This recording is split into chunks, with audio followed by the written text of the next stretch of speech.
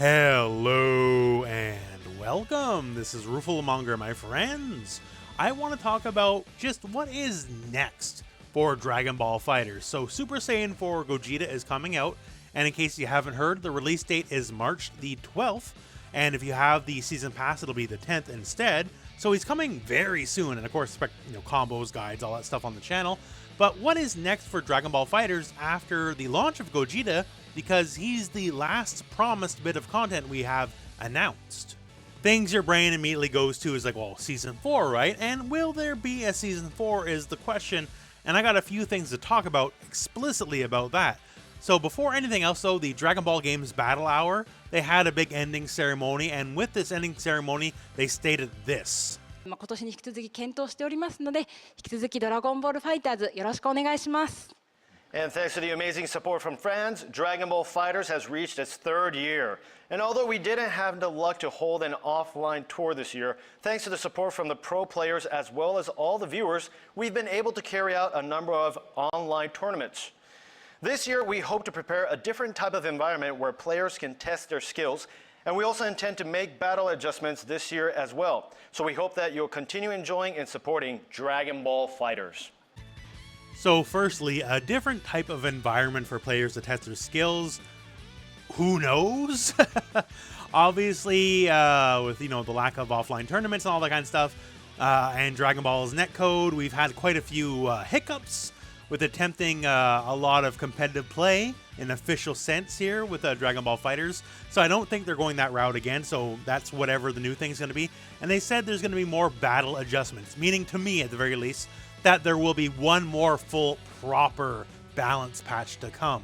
I know the recent patch we just announced has some changes, but there's a lot of stuff left on the table, right? Like, people definitely need the help, like your Videls, your Goku Blacks, your Zamasus, all that kind of stuff, completely left in the dark. And a couple people got, some nerfs, but, other people, maybe they can use a little toning down, but whatever. It was definitely not the patch we all want, right? So I think there's one more massive patch coming in Dragon Ball FighterZ future. But is that patch season 4 as you would traditionally think of a season? That is the question. Because as it currently stands, and this is purely my opinion, and I don't know anything in advance or anything, right? But are we getting additional characters past Gogeta? Honestly, at this point, I don't think so. And let me explain why I have that thought. So firstly, let's look at the character select screen here with Gogeta on it. And yeah, that's kind of jarring, isn't it? It's very much a square peg in a round hole kind of thing. It's got its own unique border. It totally throws off the usual sense of the thing, because normally the left side of the character select is all the heroes, and all the people on the right side are like rivals or antagonists, right? So, and he's just flat in the middle, just throwing the whole thing off with its own weird jacked up border so he can fit. So as it stands, if there were to be a season 4 with new characters, they would have to completely redraw the entire character select screen again. And they already redrew it for season 3, right? So will that happen? I don't know, man.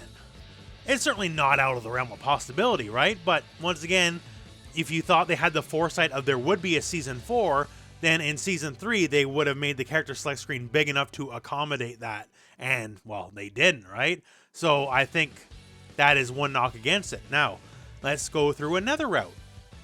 So stamps, we all love them. Me especially. I'm really big on the stamps. I love the stamps, right? And this goes back to an old theory way back in the day.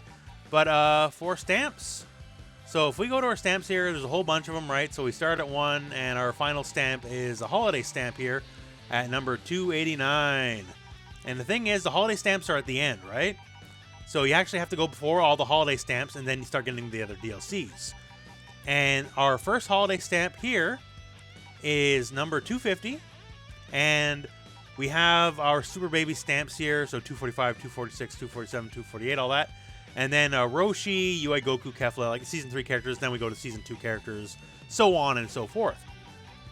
And there is a gap here for the Gogeta stamps. That'll be between Roshi and Baby. So the Gogeta stamps will be 241 through 244. Fine, whatever, right? But at this point, there's no more room for any more stamps. Once again, this was a theory presented long ago, but it's kind of holding true because all the stamps came before the holiday stamps, and there's just nothing. Now, they could just as easily, yes, put stamps after these holiday stamps, but it's kind of fit the pattern that people have been wondering about for years now. And yeah, we're kind of at the end of the road when it comes to stamps. Once again, another thing they could change around, but this is another thing that was probably planned well in advance, and just like the character select screen was made the way it was for a reason. So basically now where we're at is, what will Season 4 be, if it will be a thing at all? They can certainly call this upcoming quote-unquote battle adjustment Season 4, right? So they could do that and not add an additional character. So that'd be fine, I guess. Although ever since the concept of seasons has become a thing in fighting games, we definitely heavily associate a new season with new characters, but it doesn't necessarily have to have new characters to be a new season of the game. And that might be where we're left at. So we'll have the game continue with balance patches, but maybe not new content in the form of new characters. And honestly, there's absolutely worse fates than that. The roster, in case you've never seen it, is pretty friggin' big, right? So it's not like we're lacking for characters, and a lot of characters can definitely get a whole new lease on life simply through balance changes. Characters that have been suffering, like Zamasu or say a Frieza, you want to turbocharge them and just put them through the roof, then all of a sudden, it's like having a brand new character anyways. And that's just kind of some of my thoughts on where the future of Dragon Ball FighterZ lies. So we got Gogeta coming up, he'll be a big deal, he looks pretty crazy, and he'll definitely have his own big effect on the game. And we do have upcoming battle adjustments, which once again, I take to mean as at least one more big balance patch. So there's still stuff on the horizon, but when it comes to new characters, that I'm not too certain about. We obviously all want rollback netcode, and at this point, I don't just think it's getting retrofitted into Dragon Ball FighterZ. We need our Dragon Ball FighterZ 2 to get that done.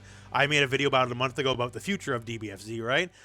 So I do hope in earnest that work does begin on Dragon Ball FighterZ 2 soon. If hopefully maybe it's happened already, we don't know behind the scenes.